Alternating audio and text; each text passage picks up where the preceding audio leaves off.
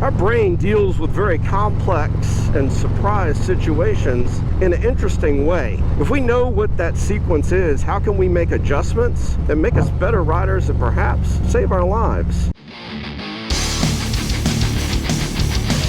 What's up? Jim here. Welcome back to J Street Moto. Welcome to the channel if it's your first time. Back in the 1950s, a U.S. Air Force pilot named John Boyd is really the one that's credited with defining what we're going to talk about today. Not only did he define it, he also kind of laid out how you can manipulate it, because once you understand something and you know its parts, you can kind of make tweaks to the parts in order to benefit you. That's what Mr. Boyd realized as a fighter pilot for the U.S. during the Korean War. And you might be asking yourself, what the hell does a concept by a fighter pilot have to do with riding a motorcycle and being better at riding a motorcycle and keeping yourself safer while riding a motorcycle? Back in the 1950s, John Boyd created this concept called the OODA Loop. And he didn't actually create it. It's always been there. What he did was name it and define it, grasp some understanding around it. He's the first person really to do that. And he's credited with doing that. Let's talk about what it is. It's an acronym, and I'll write it up here. It means observe, orient, decide, and act. And your brain, when it's faced with a complex problem or a surprise situation, it cycles through this loop. And what Boyd realized was whichever person can get through that loop the fastest and act first always wins. Think about that for a minute. Let's approach it from the standpoint of motorcycling. My observation is based on a couple of things. The biggest is situational awareness, how situationally aware I am.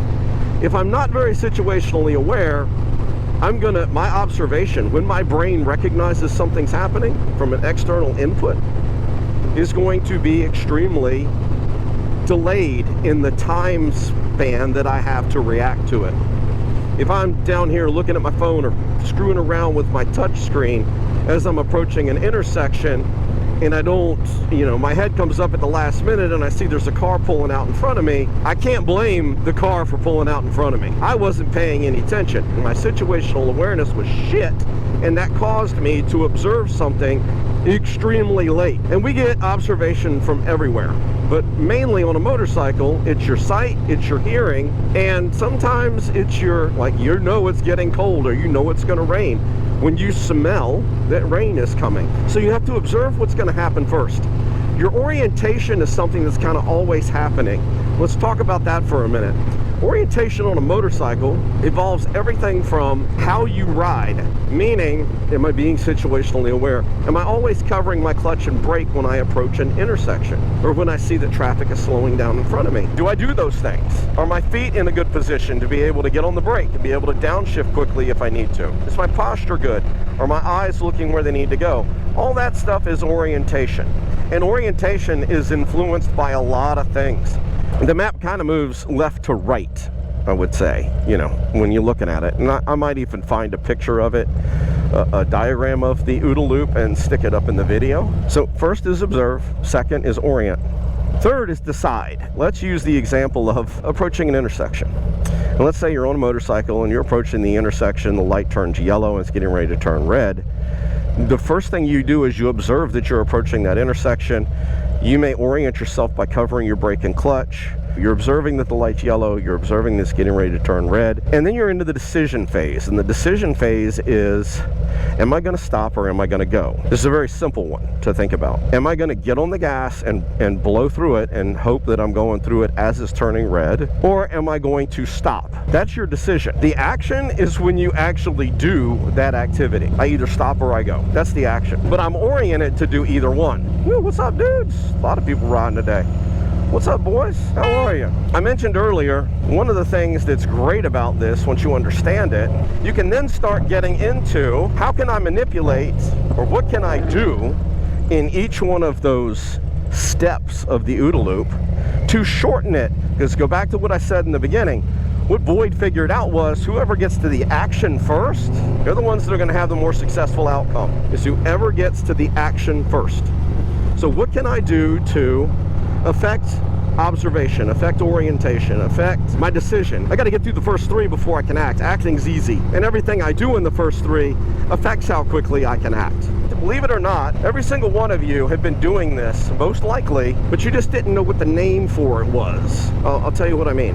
If you've gone through an MSF course, through any kind of motorcycle safety course, when you're going through that course, they tell you as you're approaching an intersection, keep your bike in gear so that you can pull out in case someone behind you isn't stopping. As you're approaching an intersection, identify an exit route for the same reason. I might need to move forward and get beside or in front of the car that's in front of me so that they don't hit me. These things are all things that affect your decision. You've already decided as you're approaching that intersection, as I'm approaching the intersection, I am going to find my exit route. I am going to leave my bike in gear. I am going to be checking my rear view mirrors fanatically until someone is behind me and they're stopped. Maybe even a couple of cars behind me and they stop. I'm going to be doing that constantly until I feel safe. And that's something we learn at the MSF course. And hopefully it's something you do on a regular basis when you're out riding. It's just good riding habits. Now, am I that person that always follows the rules,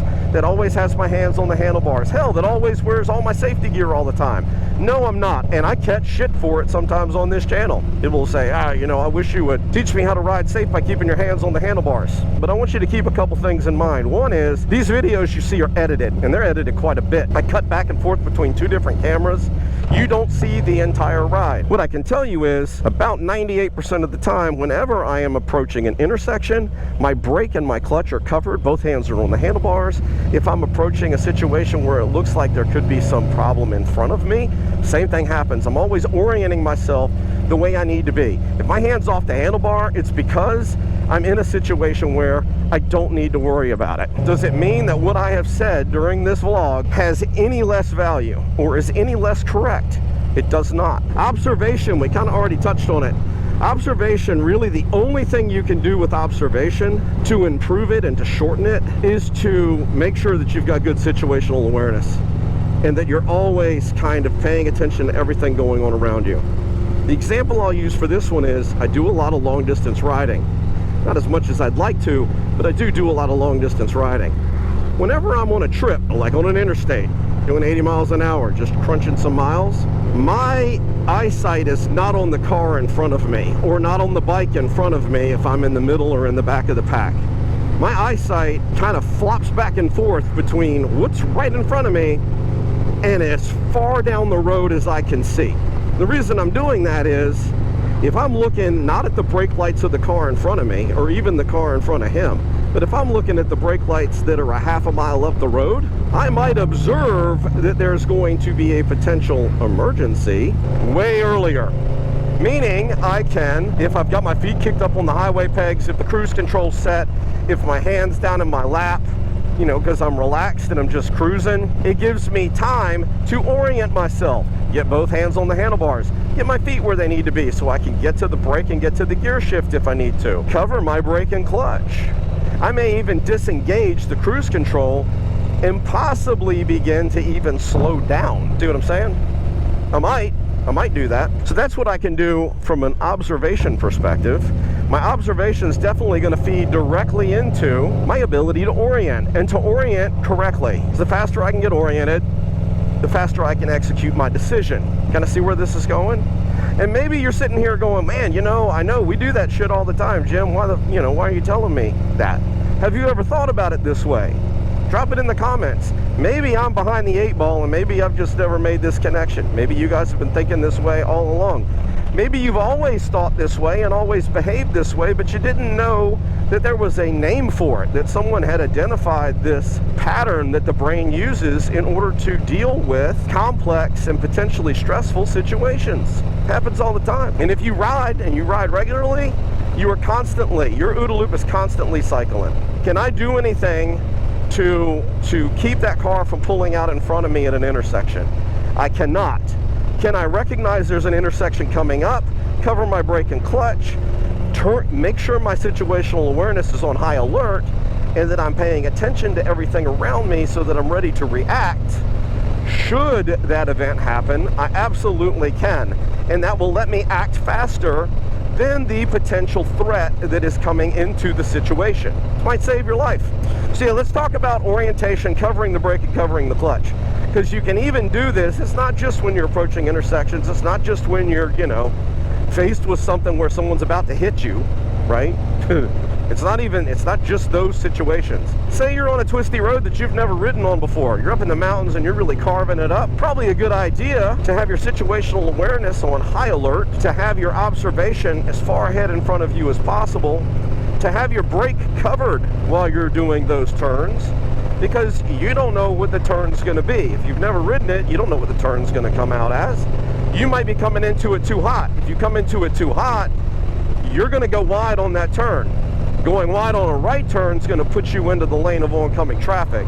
Going wide in a left turn is going to put you off in potentially a ravine. You don't want to be wide. And the Champ School talks about this quite a bit. And I don't even want to, I'll just mention it here, trail braking. I'm not going to say a lot more about it in this episode, other than the only way I can get my bike to turn really quickly is by shortening the wheelbase. And the most effective way on a motorcycle to shorten the wheelbase is actually the front brake. And this is something the MSF course doesn't really teach. They don't teach a whole lot of constantly keeping your front brake covered. It is a good way to ride, quite honestly. And you only need a couple fingers up there. If you look at my hand, I've got 2 fingers on the front brake. So if I need to really quickly engage the brake, I can. Another reason for doing this, go back to the orientation. Another reason for behaving this way and keeping your front brake covered, believe it or not, guys, if you ride with your hand like this, wrapped around your throttle, the time, let's say it takes 1/10 of a second, let's say you're super fast, it takes 1/10 of a second for you to do this and grab your front brake and start applying it. In that 1/10 of a second at 80 miles an hour, you're going to travel quite a ways. I don't want to do the math to do it, but let's just call it 40 to 60 feet before you've even started engaging your front brake, when you need to engage it immediately. If my hand's already on it, I can stop now 40 to 60 feet shorter than what I could before. That's another reason to cover your front brake. I'm a big advocate of it. There it is. The OODA Loop. Observe, orient, decide, act. And I think I've given you some ways that you can approach it. Give it your own thought, actually. Now that you know what it is, next time you're out riding, give it some thought. What have I left off the list? I'm sure I've left some stuff off the list, guys, because quite honestly, I don't have a script when I'm riding around doing these videos. I'm kind of having to go from memory and also focus on riding at the same time. I never do everything all-inclusive when I do stuff for this channel, because quite frankly, I don't want to make an hour-long video to talk about something, because none of y'all will watch an hour-long video. So it does mean that I'm going to have to leave some stuff out of it. But if you think of something that you think is really important in terms of how you can adjust or how you can make the observation quicker or better, make the orientation better, make the decision better, if you can come up with some of those, and I haven't mentioned them in this video, drop them in the comments. I'd love to hear them. I'd love to hear your thoughts on it. Tell me what you think of this. Does it make sense, or am I just babbling, and does it not make any sense at all? Is it stupid? Or do you agree with what I've said? Drop that in the comments too. I love getting comments, I do. That's gonna be it for today. Thank you so much for hanging around and going for a ride with me. Do me a favor. Like, subscribe, click the notification bell so you don't miss any new content. Share it with your friends. All that stuff's free to you. It does help the channel. Always ride safe. Yeah, ready? 1, 2, 3, shoot. Ah. Asshole. Really? Peace out, bitches!